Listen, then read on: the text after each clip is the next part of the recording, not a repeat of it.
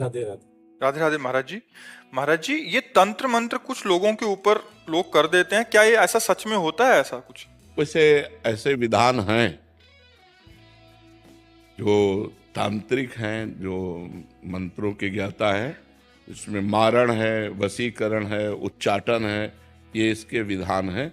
लेकिन ये उन्हीं के ऊपर काम करते हैं जो भगवान का भजन नहीं करते। जो भगवान का भजन करते हैं उनके ऊपर काम नहीं करते। अगर आप राधा राधा जपते हो, कृष्ण कृष्ण जपते हो, तो भगवान तुम्हारी रक्षा करेंगे। कोई भी तंत्र मंत्र तुम्हारे ऊपर काम नहीं करेगा। एक तांत्रिक था, तो वो शालिग्राम भगवान को चुटकियों से नचाता था ऐसे, और भक्त का नाटक करता था।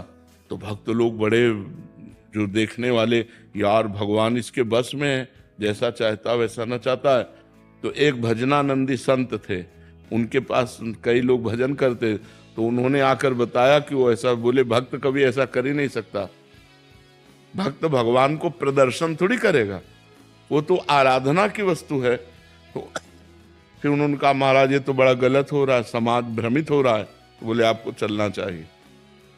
वो गए और खड़े हो गए और दिखा भाई, वो चुटकी बजावे कुछ नहीं। जब 100 का सवाव शेर हो जाता है ना, तो फिर कुछ नहीं चलता। और उनके पास भजन था और ये मंत्र का तांत्रिक था।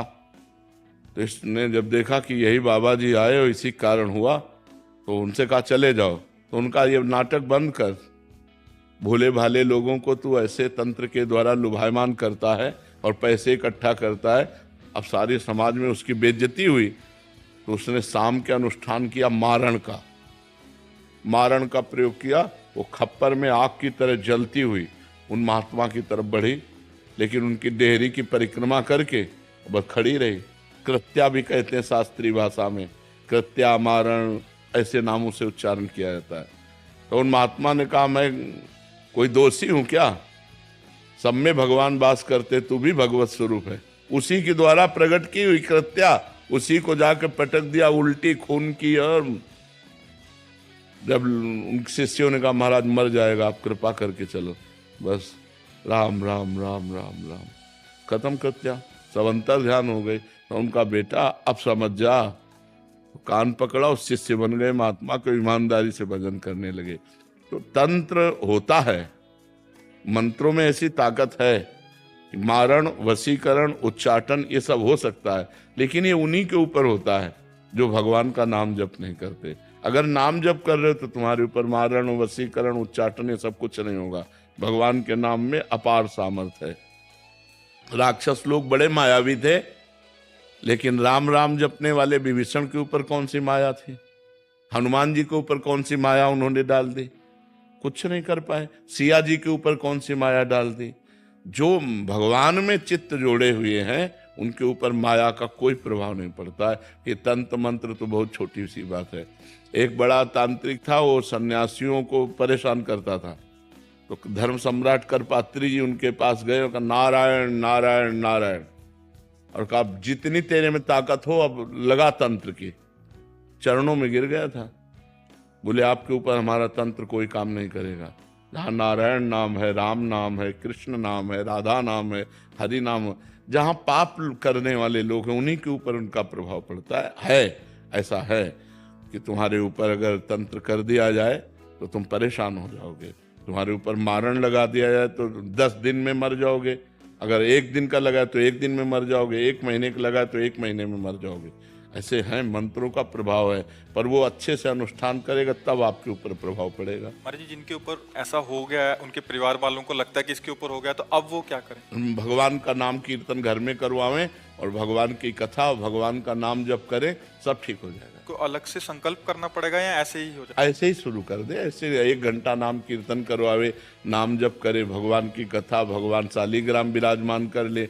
घर में नाम कीर्तन जिसमें होता है, नाम संकीर्तनम यस्य सर्व पाप प्रणाशनम, 1 घंटा नाम कीर्तन करे, कोई भी अमंगल नहीं होता। महाराज जी, अभी एक कोई जने आए थे, वो कह रहे थे कि इन पे ऐसा हो गया, तो हमने यही उपदेश दिया कि नाम, कह रहे कि नाम इनसे होता नहीं है नाम जप, और एक नाम सुनते हैं तो फिर बहुत विकल हो जाते हैं ये, मतलब जिन पे ऐसा हुआ है महाराज, वो सुनना भी नहीं चाहते जिसके ऊपर नहीं तो फिर यही तो दुर्गति है, यही तो दुर्गति है। तो मतलब उनको बिठा के ऐसा हाँ, बिठा के जबरदस्ती सुनाना चाहिए, वो निश्चित खत्म हो। उनको कह रहा है कि इनको कष्ट होता है कि जब नाम हाँ, कष्ट होगा क्योंकि वो मंत्र का प्रभाव है, इसलिए उसके ऊपर है।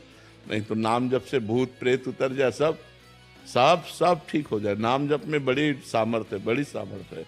एक बार हम एमसी में थे तो एक को भूत आया, तो वहां लाए, तो हम कोई झाड़ना फूकना तो जानते नहीं, हम नाम जपना शुरू किया और चीखने लगा। हमारे जो वो कह रहे थे कि और हम कहा इनसे दूर ले चलो, इनसे दूर ले चलो। हमका बैठल अब थोड़ी देर बैठा रहा, बोला हम जा रहे हैं। हम कहाँ जाओ? और ठाकुर जी को भोग लगा के जब जल चरणामृत और जल उनको दिया तो खत्म हो गया, चले। ये अपवित्र आत्माएं होती हैं, अपवित्र जगह प्रवेश करती। पवित्र हम स्मशान में घूमे, कभी हमें भूत प्रेत कहीं कुछ नहीं। गंगा किनारे 20 साल रहे, गंगा किनारे ही रहे, कभी कोई ऐसा नहीं। तो नाम जप करो भगवान के नाम में, बड़ी भूत पिशाच निकट नहीं आवे।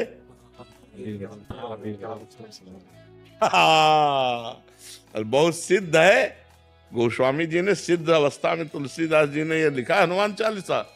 हाँ, भूत पिशाच निकट नहीं आवे, महावीर जब नाम नासय रोग, हरे सब पीरा, जप निरंतर हनुमत। हाँ, जपत निरंतर हनुमत। हाँ, ये बात समझ लेंगे। महाराज जी, ज्योतिषी में विश्वास करना चाहिए? ज्योतिष शास्त्र है। परीक्षित जी जन्म लिए थे तो जन्म से लेकर मृत्यु तक का निकाल दिया था उन्होंने, कि इनको तक्षक सर्प काटेगा, पूरा मृत्यु तक निकाल दिया था। पर ज्योतिष शास्त्र का ज्ञान हो तो ज्योतिष शास्त्र सत्य है, क्योंकि ज्योतिष शास्त्र है, कोई उसमें ऐसा नहीं। पर ज्योतिष शास्त्र का सत्य ज्ञान होना चाहिए। मतलब किसी को गलत उपदेश दे करके और उसको भयावह परिस्थिति में करके अर्थ लेने की वासना ना हो, और ज्योतिष शास्त्र का ज्ञान हो तो सही सटीक जन्म से मरण तक का हिसाब बता देगा। जन्म से मरण तक? हाँ, जन्म तक जिससे मरण तक का हिसाब बता देगा। ज्योतिष शास्त्र सत्य है, इसमें कोई संशय नहीं है। पर ये सिद्ध होना चाहिए, मतलब उसको उसका परिपक्व ज्ञान होना चाहिए।